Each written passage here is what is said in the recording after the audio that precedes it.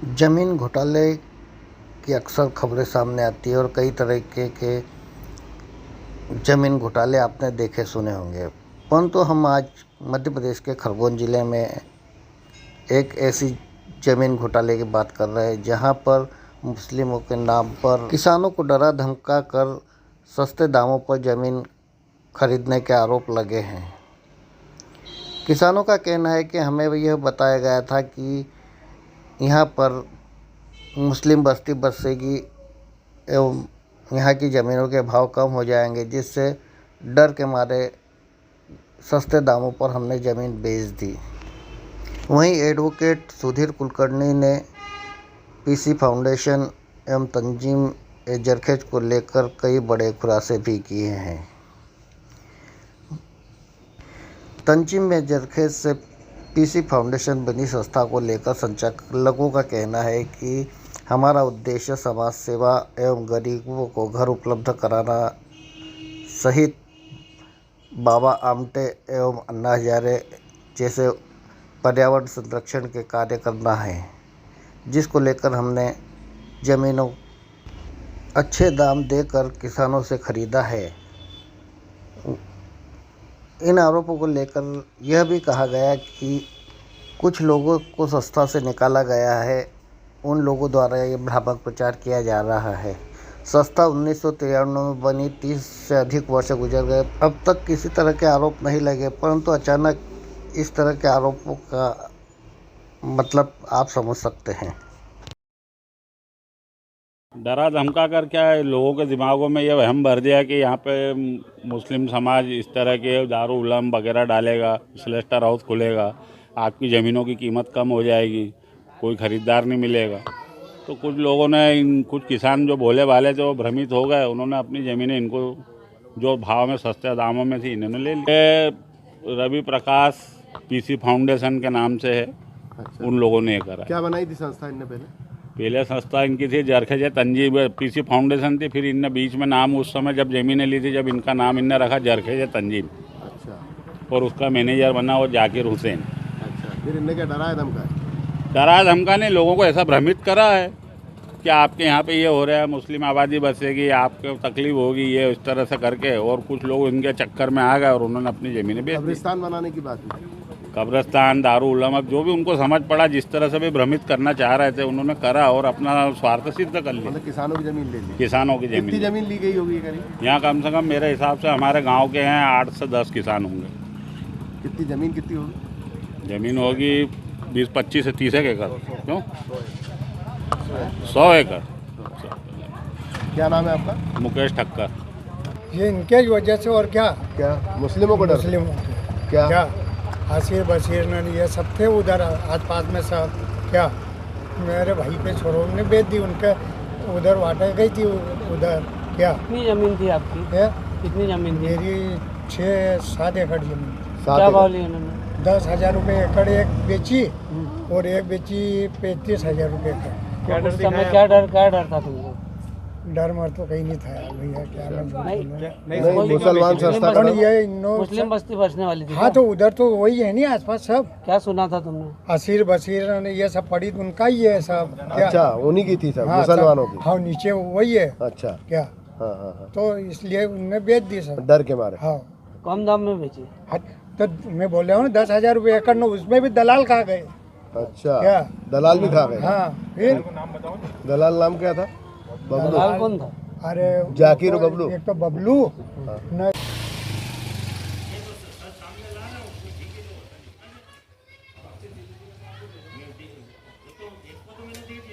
इस मामले में इसमें क्या है कि ये पीसी फाउंडेशन वालों ने सबसे पहले तंजीम जरखेज नामक एक संस्था बनाई थी, और ये संस्था केवल इसीलिए बनाई थी कि वहाँ जो ज़मीनें जो है गाँव में, वहाँ औने पौने दाम पे मुस्लिमों का डर दिखाकर ये वहाँ ज़मीन खरीद रहे थे। उन्होंने उस समय ये वातावरण बनाया था कि यहाँ मुस्लिम जमात वाले आ रहे हैं, वो जो है मदरसा बनाएंगे, मस्जिद बनाएंगे, बड़ा कब्रस्तान बनाएंगे और मुस्लिम बस्ती बसाएंगे।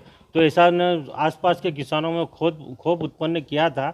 इसे मैं पीसी फाउंडेशन का कभी सदस्य नहीं रहा, मैं प्रकाश स्मृति सेवा संस्थान का सदस्य हूँ और आज भी हूँ। अच्छा, सरकार का घोटाला। इसमें क्या है घोटाला, इन्होंने ये करा कि पहले जो प्रकाश स्मृति सेवा संस्थान जो है वहाँ से उन्होंने पैसा इकट्ठा, आम गरीब जनताओं का पैसा इकट्ठा किया। उस समय 30 साल पहले 1,500-2 हज़ार रुपये की बहुत कीमत थी, तो उन्होंने पैसा इकट्ठा किया और वो सारा पैसा इकट्ठा करके जो है ये तंजीम जरखेज में लगाते रहे और वहाँ प्रॉपर्टी खरीदते रहे। आखिर में तंजीम जरखेज के पास में इतना पैसा आया कहाँ से था प्रॉपर्टी खरीदने के लिए?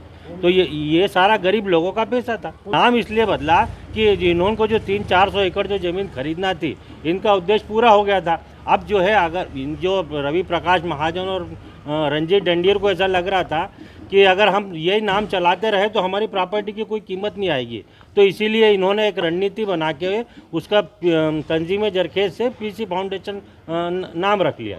मेरे हिसाब से तो जो है सबसे मुख्य कर्ता धर्ता रवि प्रकाश महाजन है, रंजीत डंडीर है और उसके संचालक मंडल है। संचालक मंडल में पीसी महाजन में कोई 7 लोग हैं केवल, ज़्यादा नहीं है। तो हमारी मांग ये है कि एक तो जो प्रकाश स्मृति सेवा संस्थान का जो गरीबों का पैसा लगा हुआ था उनको वो पूरा पैसा मिले, और जो धोस दपट करके जो है किसानों की जो ज़मीन उन्होंने ली थी वो सारी ज़मीनें किसानों को वापस होना चाहिए। वो चाहें तो जो उस अभी के हिसाब से वो सारा पैसा भी देने को तैयार है।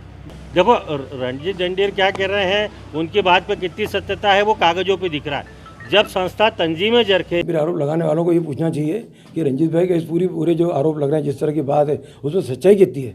कोई किसान आज तक 22 साल में कोई रिपोर्ट शिकायत करने गया क्या कि हमने किसी प्रकार का कोई व्यापारी जिसने ज़मीन दी है तो इनको संस्था को?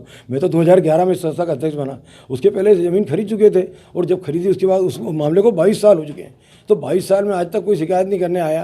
रंजीत डंडीर की छवि, हिंदुत्ववादी जो सोच है हमारा, मैं जो संघ का तृतीय वर्ष शिक्षित स्वयंसेवक हूँ, मैं जो हिंदू का काम करता हूँ, ये कुछ लोग खटकता है साहब। तो कुछ लोग खटकता है। चुनाव है 2023 में, तो 2023 चुनाव, उसके पहले कैसे करना है इनको बदनाम? तो उसके लिए कुछ लोग हैं हवा देने वाले और कुछ लोग इसको मूवमेंट को नेतृत्व कर रहे हैं। वो सबका काम लगेगा।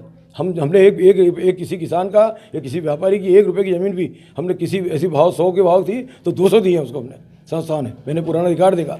और जहाँ तक तंजीम जरखेज वाले मामला है, ये तंजीम जरखेज भी उस समय का कल्पना थी उनकी, और कल्पना में वो फेल हुए। लगा उनको कि नहीं यार तंजीम जरखेज से हम अपना मैसेज नहीं दे पा रहे हैं, तो उन्हें नाम चेंज कर लिया। संस्था है, वो व्यक्ति वही है, आज भी कल्याण अग्रवाल डायरेक्टर है, आज भी जय राठौड़ डायरेक्टर उसमें, आज भी राजेंद्र महाजन डायरेक्टर है, आज भी ऐसे कई लोग हैं जो डायरेक्टर, बिंदु बजाज हैं, ये सब लोग हैं ना आज भी। अगर ये गलत होता तो ये सब लोग हमसे हट जाते, हम अकेला मेरा क्यों फंसा रहे? अच्छा मेरे नाम क्यों उछाल रहे हैं?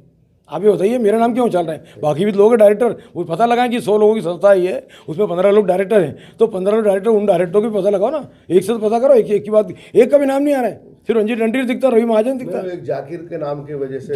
जाकिर उस समय इनका दोस्त था और वो वहाँ से मराल से नौकरी छोड़कर आया, उसको बहुत तकलीफ थी घर में, परिवार में। उसने कहा भैया मैं कुछ काम करना चाहता हूँ साथ में, तो बोले भैया हम इतना 15,000 रुपये दे नहीं पाएंगे, जितनी ज़मीन आप बेचोगे उस ज़मीन में बेचने में जो मिलेगा कमीशन, जो भी थोड़ा बहुत देना हम आपको देंगे। उसके कारण उसको 5-7 हज़ार मिल जाते थे, इसलिए काम किया। बाद में हमने जो मैसेज देना चाहते थे, ये लोगों ने बताया कि मैसेज वो नहीं दे पा रहे थे हम, तो 2007 में संस्था को तंजीम जरखेज से नाम बदल के संस्था के डायरेक्टर वही हैं, संस्था के सदस्य वही हैं, पूरे ज़मीन के हर चीज़ वही है। और अशोक वर्मा कलेक्टर उस समय इसकी जांच भी हुई है, विधानसभा में इसकी जांच हुई है, हर चीज़ में पूरी परफेक्ट पाया।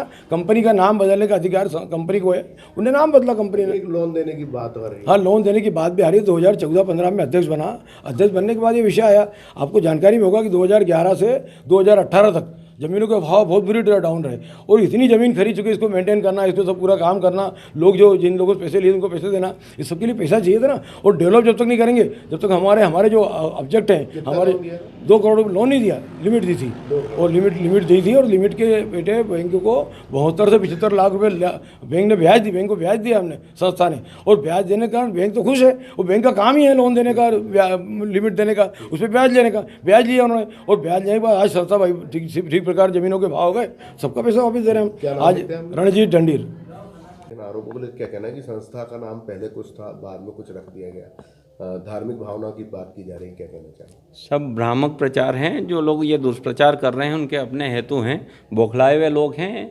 ये जो प्रोजेक्ट जिस गति से आगे बढ़ रहा है वो सहन नहीं कर पा रहे हैं। अच्छा, ये पहले क्या रखा था संस्था का नाम? ये एक अपने आप में एक अनूठा प्रकल्प है। ये जब अपने मूर्त रूप में साकार होगा जैसी हमने कल्पना की है, तो इसका कोई उदाहरण भी नहीं रहेगा। लोग अचंभित होंगे, खरगोन की पहचान इस प्रोजेक्ट से होगी। तो हमने एक ऐसा प्रोजेक्ट जहाँ पे समाज सेवा को लेके सारे प्रकल्प यहाँ संचालित होंगे, दुनिया में जितने अच्छे काम हो रहे हैं उनका ट्रेनिंग सेंटर रहेगा, गौशाला रहेगी, क्योंकि यहाँ पे महाराष्ट्र और राजस्थान का पूरा गोवंश जो है यहाँ से अवैध रूप से परिवहन होकर महाराष्ट्र के लिए जाता है। तो हम जब गाय रोकते हैं, एक ट्रक में 60 गाय निकलती है, उसको जिंदा रखने का खर्चा होता है 60 गाय को 3,000 रुपया रोज। तो हम गोबर गौमूत्र का व्यवस्थित उपयोग करेंगे पूरे भारत में। इस पे बहुत अनुसंधान हुआ है, ईंट बन रही है, प्लास्टर बन रहे हैं, टाइल्स बन रही है, ऑयल पेंट बन रहे हैं। तो मेरी भावनाएं आप समझो कि ये प्रोजेक्ट क्या है, मैं बताऊंगा, उसके बाद में पूरा स्पष्ट आपको कोई प्रश्न का उत्तर नहीं मिलेगा, तो आप देखना कि कौन सा प्रश्न आपका रह गया है। तो जहाँ पे ऐसा अद्भुत प्रोजेक्ट रहेगा उसको हमने बोलचाल की भाषा में प्रोजेक्ट ताज नाम दिया। ताज का कोई विकल्प नहीं है, ताज में जाके व्यक्ति रोमांचित हो जाता है, वही वैसी ही यहाँ की विजिट करने के बाद व्यक्ति रोमांचित होगा। अब ताज को लेके कोई कंपनी रजिस्ट्रेशन होगा नहीं, तो हमने ताज से मिलते जुलते नाम सर्च करने की कोशिश की, सारी भाषाओं में नाम देखे कि हमारे प्रोजेक्ट ताज का फुलफिल भी हो जाए और इसका मीनिंग भी समझ में आना चाहिए।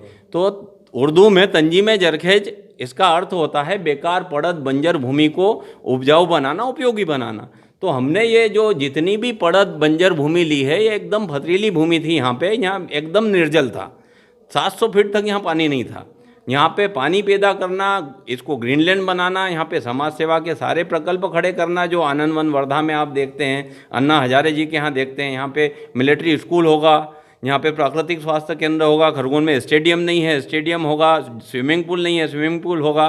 तो ऐसे अद्भुत प्रोजेक्ट को हमने प्रोजेक्ट ताज नाम दिया और उसका फुल फॉर्म तंजीम जरखेज से मिलता जुलता रहा, जो हमारा मैसेज भी था। तो गवर्नमेंट ऑफ इंडिया ने भी इसको एक्सेप्ट किया और इसको रजिस्टर्ड किया। कितने साल पहले रखा था ना ये 2002 में। तो बदलने की क्या आवश्यकता पड़ी? 2007 में जब हमारे अभियान चालू हुए, हमने प्रचार प्रसार चालू किया, तो हमको लगा कि हमारी जो भावनाएं थी उसको समाज समझ नहीं पा रहा है, हम उसको मतलब लोगों को जन जन तक इसको पहुंचा नहीं पा रहे कि तंजीम जरखेज क्या है। तो फिर ये स्वाभाविक रूप से हुआ कि ठीक है, इसको जिनके नाम से हम चला रहे हैं, प्रोफेसर पीसी महाजन फाउंडेशन का नाम गवर्नमेंट ऑफ इंडिया ने नाम परिवर्तन का सर्टिफिकेट दिया, नाम परिवर्तित हो गया। कुछ प्रकाशमती सेवा संस्थान को लेकर भी सदस्यों के आरोप है कि उनको बाहर किया जा रहा है, और जो वादे किए गए थे वो वादे नहीं निभाए जा रहे हैं, उस संबंध में क्या कहना आप? बिल्कुल भ्रामक दुष्प्रचार है, और मैं आपको पहले बता चुका हूँ, जो लोग बेरोजगार हो गए हैं, जिनको कोई काम नहीं है, वो भ्रांतियाँ फैला रहे हैं। ऐसा प्रकाश स्मृति सेवा संस्थान जैसा आप उदाहरण में मुझे कहीं बता दो, 25 साल पहले 1,500 रुपया लिया, आज भी उसकी मृत्यु होती तो उसके घर जाके लगभग 1 लाख रुपया मिल रहा है। ऐसा कई उदाहरण दुनिया में हो तो बता दो। ये नाम बदलने का क्या कारण, अचानक क्या आवश्यकता? बता चुका हूँ सर मैं। ठीक। तंजीम जरखेज, इसका अर्थ होता है बेकार पड़त बंजर भूमि को उपजाऊ बनाना, उपयोगी बनाना। तो हमने ये जो जितनी भी पड़त बंजर भूमि ली है, ये एकदम पथरीली भूमि थी, यहाँ एकदम निर्जल था, 700 फीट तक यहाँ पानी नहीं था। यहाँ पे पानी पैदा करना, इसको ग्रीनलैंड बनाना, यहाँ पे समाज सेवा के सारे प्रकल्प खड़े करना, जो आनंद वन वर्धा में आप देखते हैं, अन्ना हजारे जी के यहाँ देखते हैं, यहाँ पे मिलिट्री स्कूल होगा, यहाँ पे प्राकृतिक स्वास्थ्य केंद्र होगा, खरगोन में स्टेडियम नहीं है, स्टेडियम होगा, स्विमिंग पूल नहीं है, स्विमिंग पूल होगा। तो ऐसे अद्भुत प्रोजेक्ट को हमने प्रोजेक्ट ताज नाम दिया और उसका फुल फॉर्म तंजीम जरखेज से मिलता जुलता रहा, जो हमारा मैसेज भी था। तो गवर्नमेंट ऑफ इंडिया ने भी इसको एक्सेप्ट किया और इसको रजिस्टर्ड किया।